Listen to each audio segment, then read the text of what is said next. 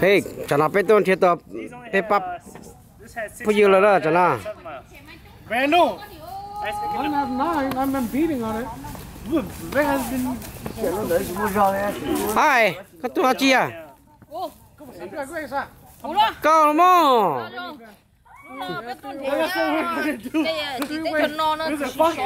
Oh, bây giờ. Ok. Hey, you might want to pick that up. Đây, bà ta thấy cái nó là hai trẻ cho thể sắp nó. Có bộ khu. Tao dùng. Nhưng mà to hổ. To. Ba chị nó là sao mà? Dùng cho nó. Không khai lọ. Bà là sao nó sát tía biết sao muốn đấy, không sao muốn đấy. Nó mua gì không? Nó chúa. No, apparently. Nó lấy tất cả lông có tỏ, lấy tất tỏ gì mà. Nó tất tỏ nó what do you face? Be careful of what you face. Dude, man, I fucking hate you. It's so hurtful. Yeah. Took me 30 minutes to Cá chua rồi dân đó lo. Bác sĩ cho bà cái điểm không? Đừng ra thằng nhỏ.